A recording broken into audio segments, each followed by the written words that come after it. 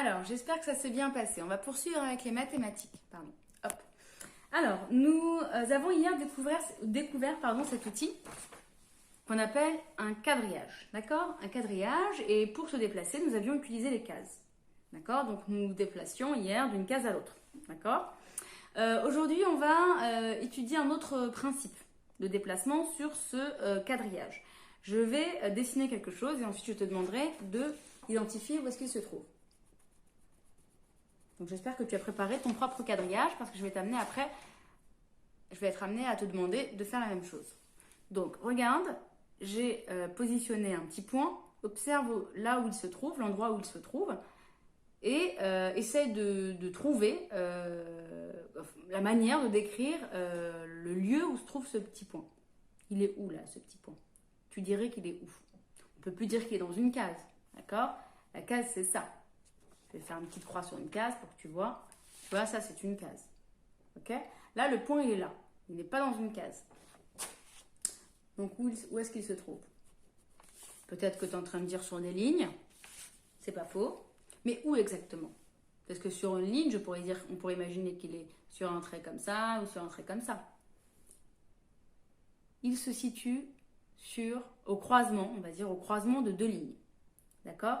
Donc ce point-là, je l'ai fait dans un croisement, au croisement de deux lignes. Cette ligne-là et celle-là.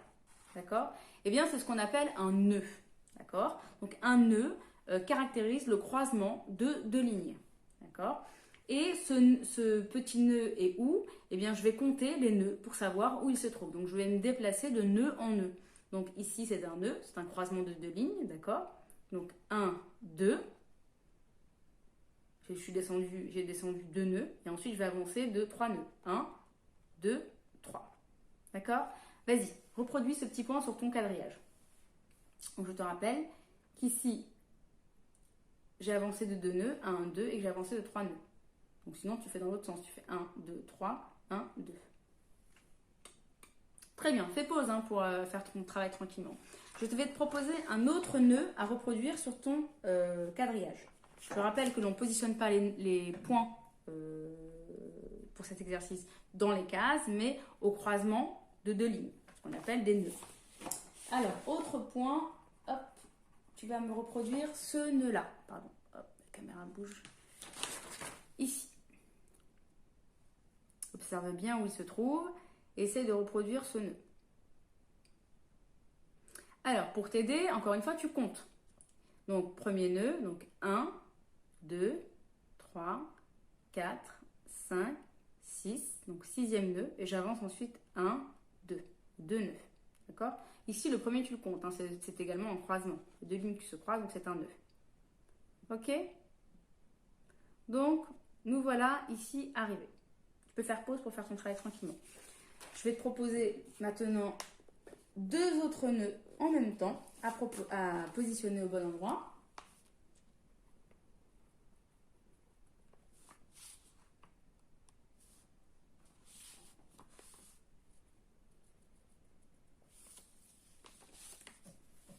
Alors, regarde bien, il faut que tu positionnes ce nœud-là et ce nœud-ci. Tu peux faire pause, rechercher tranquillement. Voilà, moi je vais donner la réponse. Donc ici, tu commences à compter depuis là. D'accord? Donc 1, le premier là tu le comptes. 1, 2, 3, 4, 5e nœud. Et ensuite je descends de 1, 2 nœuds. D'accord? Ou alors je descends tout de suite. 1, 2, et j'avance de 5. 1, 2, 3, 4, 5. D'accord? Maintenant celui-ci. Il est où? J'ai perdu un peu de vue. Pardon, excuse-moi. Celui-ci, c'est celui-ci qu'on cherche.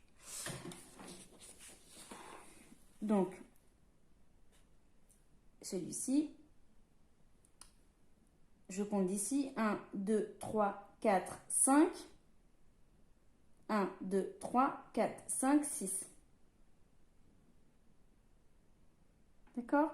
Ou alors, tu commences par le haut, tu avances d'abord dans les colonnes. 1, 2, 3, 4, 5, 6. Et arrivé là, tu recomptes 1, 2, 3, 4, 5. D'accord? Très bien. Pas de panique, on va faire quelques exercices sur des plus petits quadrillages. D'accord? Donc, prends ta fiche d'exercice. Je vais t'expliquer les exercices. Ce sont les mêmes consignes qu'hier. Simplement, aujourd'hui, tu ne seras pas amené à placer des dessins à l'intérieur des cases, mais sur les nœuds. D'accord? Je rappelle qu'un nœud est le croisement de deux lignes. D'accord? Je ne sais pas si tu vois comme ça. Donc, c'est là où mes poignets se croisent. Tu vois, ça, c'est un nœud. OK? Et ma tête, par exemple, elle est dans une case. D'accord? Donc, croisement de deux lignes, un nœud. Donc, c'est là-dessus qu'il va falloir que tu positionnes tes dessins. Donc, premier exercice. Tu as ici des fleurs qui sont dessinées sur des nœuds, donc des croisements de lignes, que tu vas devoir reproduire ici. Je rappelle que là et là, ce sont les mêmes quadrillages. D'accord? Il y a le même nombre de carreaux là que là. D'accord? La différence, c'est la taille. Ici, j'ai 12 cases. Ici, j'ai 12 cases. Ici, les cases sont plus grosses, simplement. D'accord? Donc, repère bien où sont situées les fleurs et reproduis les fleurs ici. D'accord? Par exemple, cette première fleur, elle est située au 1, deuxième nœud, 1, 2. D'accord? Je descends de 2 nœuds et j'avance de 2 nœuds. Ok? Donc 4 fleurs à reproduire ici. Ici, même consigne, la différence c'est que tu as des étoiles à reproduire ici. Donc c'est le même quadrillage, c'est la taille qui change. D'accord? Donc 1, 2, 3, 4, 5. 1, 2, 3, 4, 5, 6. Donc j'ai 35 cases ici et ici. Le même nombre. Et là, même exercice, simplement tu as des points à placer.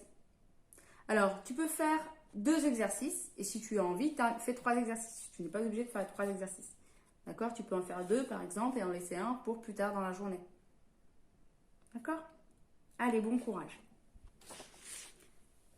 Tu peux faire pause pour faire ton travail tranquillement. Moi, je poursuis avec la production écrite. Donc, production écrite, je te repropose cette fiche, cette planche du petit poilu. La semaine dernière, nous avions simplement décrit les 2 premières vignettes. D'accord? Je t'avais demandé de faire 1 ou 2 phrases pour décrire ces 2 premières vignettes, en t'aidant, si tu le souhaitais, des mots qui étaient là. Aujourd'hui, nous allons décrire ces 2 vignettes-là. D'accord? On ne passe pas les dernières, on va s'intéresser à ces 2-là. Donc pareil, je t'invite à observer les images, à essayer de comprendre ce qui s'y passe, à trouver déjà à l'oral des phrases pour les décrire, 1 ou 2 phrases pour les décrire. Tu peux t'intéresser soit à celle-là, soit à l'autre, ou bien les deux, hein, comme tu veux. Puis voilà, donc déjà essaie de construire une phrase à l'oral. Et si elle te semble correcte, voilà, elle a du sens, constituée de plusieurs mots, eh bien tu l'écris sur ton cahier, d'accord? 1 ou 2 phrases. Et tu peux t'appuyer sur ces mots-là, d'accord? Je vais les lire. Ici, petit poilu, il, donc tu peux faire référence au petit poilu en le nommant, en disant le petit poilu, ou alors dire il, puisqu'on en aura déjà parlé avant. Un, ou le papillon, ça dépend comment tu veux nommer le papillon. Un papillon, le papillon. Et ici, tu as des verbes, donc ce qu'on appelle ce sont des mots qui représentent des actions. Donc, je vais te les lire. S'approche, embrasse, se pose, s'envole. Donc, s'approche, embrasse, se pose, s'envole. Hein, après de comprendre de qui il s'agit. Et là, et ensuite, après, puis, des petits mots qui te permettent de faire du lien entre les phrases. D'accord? Donc, 1 ou 2 phrases pour décrire les 2 vignettes qui sont là. 1 ou 2 vignettes, donc tu n'es pas obligé de faire les 2. D'accord? Et ça, on laisse pour la fin de la semaine. Ok?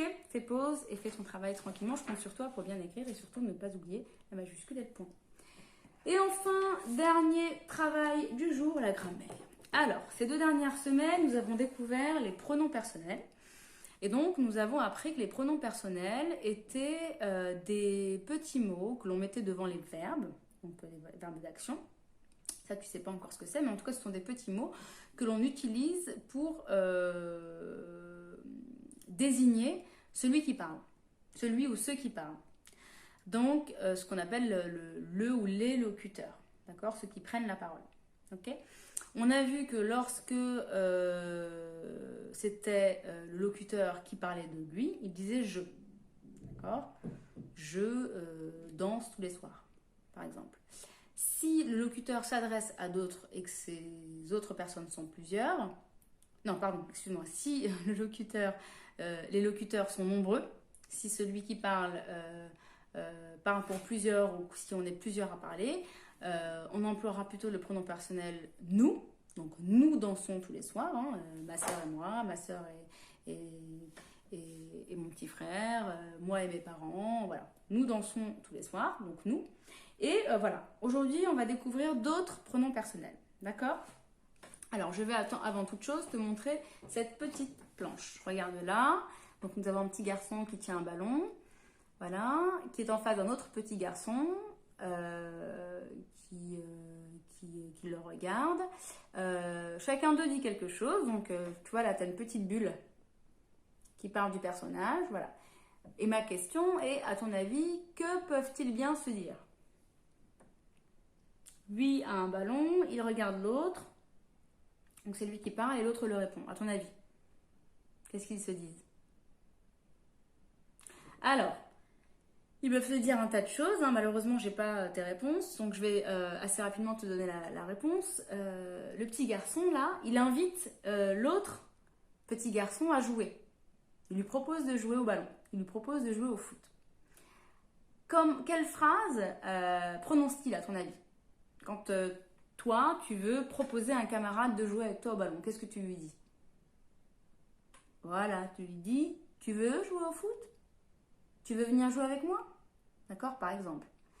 Et l'autre garçon, à ton avis, qu'est-ce qu'il lui répond? Vu qu'il a un sourire, on imagine qu'il lui dit, oui, bien sûr, avec plaisir. Alors, on va découvrir les réponses. Alors, ici, tu vois, le petit garçon lui dit, tu joues avec moi? Je rapproche pour que tu vois. Tu joues avec moi? Je sais pas si c'est fou. Et l'autre petit garçon lui dit tout simplement oui. D'accord? Donc, ce petit garçon-là, pour s'adresser à ce garçon qui est en face de lui, a utilisé quel pronom personnel? Tu. Il a dit tu.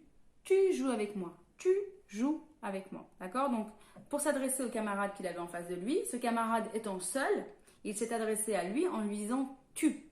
Tu. Donc, le locuteur prend la parole, s'adresse à un autre personnage qui est seul et lui dit tu. D'accord? Deuxième situation. Nous avons ici une fille qui tient une poupée dans les mains, d'accord? Et qui s'adresse à deux autres filles. D'accord? À ton avis, que peut-elle bien leur dire? Alors, c'est un peu le même type de situation que la précédente. Qu'est-ce qu'elle peut bien leur dire? Vas-y, hein, même si je t'entends pas, c'est pas grave. Propose des choses. Elle doit sûrement leur demander de jouer avec elle. Alors, comment s'adresse-t-elle à eux? Par exemple, toi, quand tu veux jouer avec plein de copains ou plein de copines, comment tu t'adresses à eux? Qu'est-ce que tu leur dis? Est-ce que tu leur dis tu veux jouer avec moi? Est-ce que tu leur dis